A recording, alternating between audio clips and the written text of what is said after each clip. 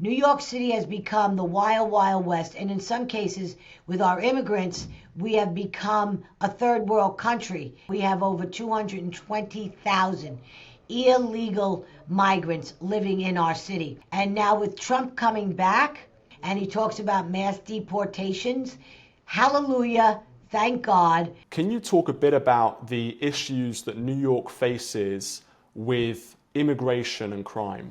Yeah, that's been going on now for 2 years. And we have been, just because of our sanctuary city and our sanctuary state status, we rolled out the red carpet for what was, crossing the border, the southern border. The southern border has been neglected for 4 years, since Trump left office. It started really then, because he had what was called a stay in Mexico part of his building of the wall, whereas they would have to stay in Mexico, be vetted, then come in the right way. Now, everybody should have borders. Borders is what keeps you secure. So when you open up the borders and flood it, we're not saying don't come to New York, don't come to America. What we're saying is come in the right way. So through this influx of non-vetting, and our Border Patrol officers actually working as a concierge service. We've had gangs. They've emptied out the jails in Venezuela. You know, when people hear that, they think that's an exaggeration. That is not an exaggeration. And what is going on here in New York right now, we have over 220,000 illegal migrants living in our city off of the taxpayer dime. Free meals, free schools, free motor scooters, just run down the gamut, and everything they get for free on the backs of the taxpayers. We've had the kids going to school. They've never sat in a classroom before, so we have problems now in school. They speak, I don't know how many different dialects. They're trying to cater to all of these illegals. Keep in mind now, these people are here illegally. So when we talk about the crime, we have over 54,000 of that 220 that we know about that have been picked up for felonies, convicted of felonies, and now with Trump coming back and Tom Homan in charge of our new border, our new borders are, and he talks about mass deportations. Hallelujah, thank God. Because now he's going to hit these sanctuary cities and sanctuary states. We call them blue states, blue cities, that are run strictly by the Democrats, the radical left side of the Democratic Party, zero common sense. And he's going to come into our city, and he is going to find the convicted people, reinstate ICE, and deport them. We're not banging down doors on innocent people. We are going after the worst of the worst.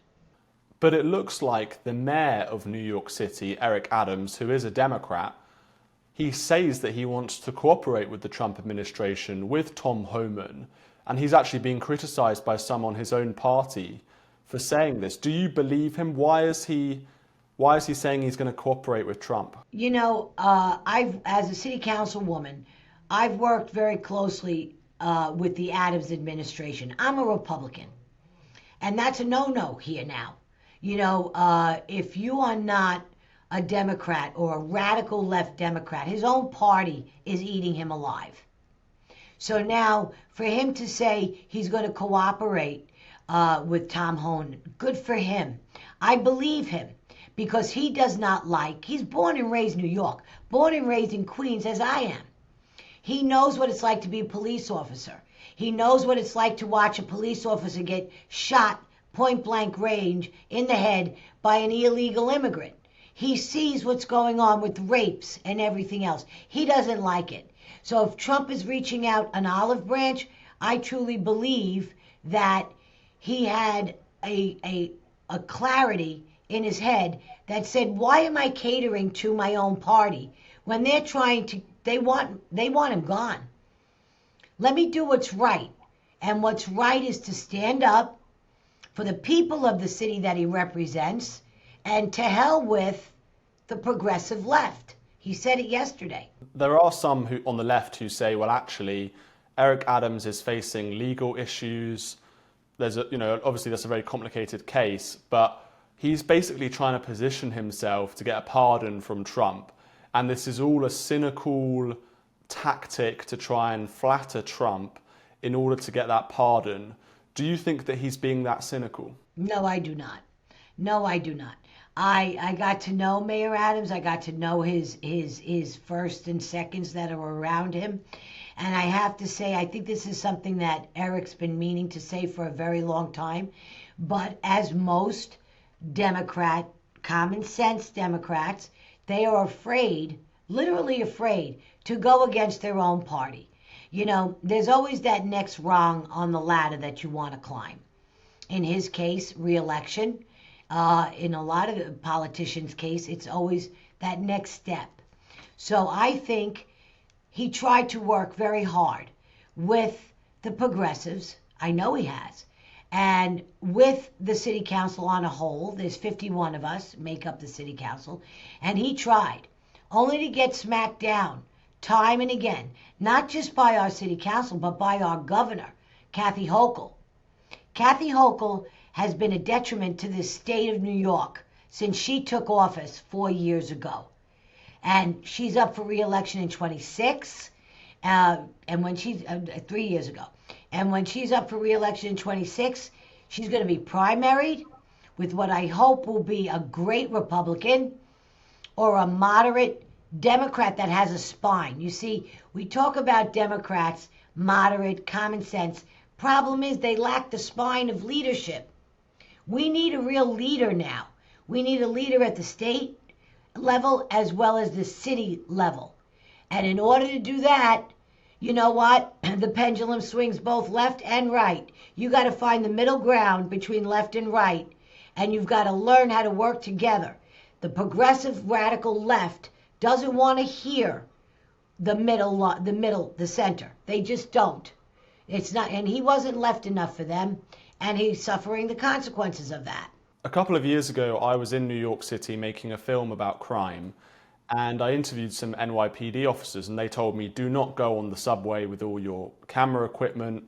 We were even threatened in the street whilst we were walking very close to Times Square, people threatening us to try and get our camera equipment. You know, the atmosphere was pretty scary, frankly, being in New York City. Maybe that was just a unique experience to me, but can you just explain to people perhaps who haven't been to New York what it's like just walking around, just being on the subway, being on the metro? Do you kind of experience crime regularly, or do you feel safe? I personally will not go on a subway. For reasons being, you see what's happening with Daniel Penny, right? Are you aware of the Daniel Penny? Yeah, I wanted to ask about that. Okay. I came out very hard, very strong, right out of the gate, that he's a hero. And this is a young guy, 24 years old when it happened, 26 today. And the jury is deliberating right now as we speak.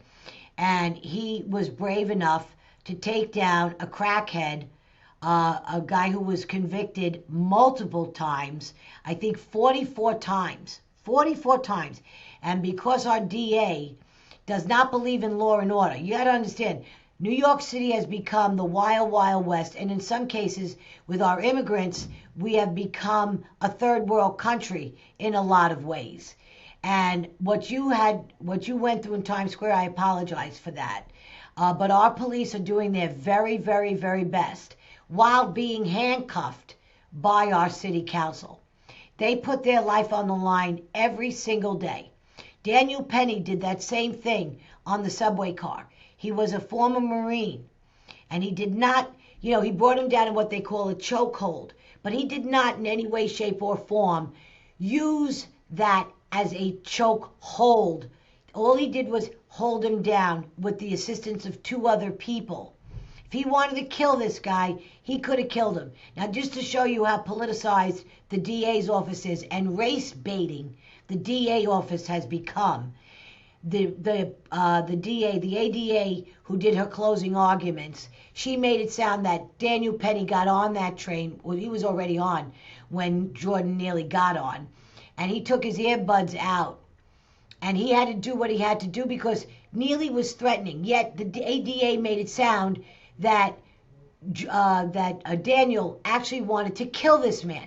No, fact be told, if he wanted to kill him, he could have killed him in 2 minutes, a second. But he didn't. All he wanted to do was restrain him. He did. He used the form that was known to him, that he was taught as a Marine, and he held the guy down. He suffered injuries not caused by the chokehold, by other health-related issues. So in your mind, this case wasn't to do with race or racism? Not at all. And if the jury does find Daniel Penny to be guilty, what do you think that says about the judicial system in New York City? Our judicial system in New York City is a joke. In Manhattan, it's a joke. We're broken up into 5 boroughs, okay? The DA in Manhattan has his first day in office. He went down a list of everything that was considered a felony, from rape to certain degrees of murder, and he did away with all of them. All of them. And that's why we have what's called a turnstile system here now. If you get arrested, illegal migrant or a New Yorker, you're released within 3 hours. So here the cops go through all the trouble and paperwork and their own lives on the line to arrest these people, only to get through the system within 3 hours. Before their paperwork is even completed, their paperwork is completed, the felon that they just arrested is already back on the street. And they do it in your face. They're unapologetic for it. And just one final question. I know today that a very, very prominent CEO of a huge healthcare company was murdered in New York. Can you just react to that case? What do you think that says about crime in New York? Well, it's shocking. I mean, I think this was, I don't know enough to speak of it, Stephen, just yet, because I just heard about it maybe 20 minutes ago. But coming from where I sit, and I think a lot of us sit, I think it was a targeted attempt, an assassination of his. But again, I don't want to speak out of turn. So that's still this is an investigation that just got started. It literally just happened. So it's something that I really cannot speak to with any sort of authority.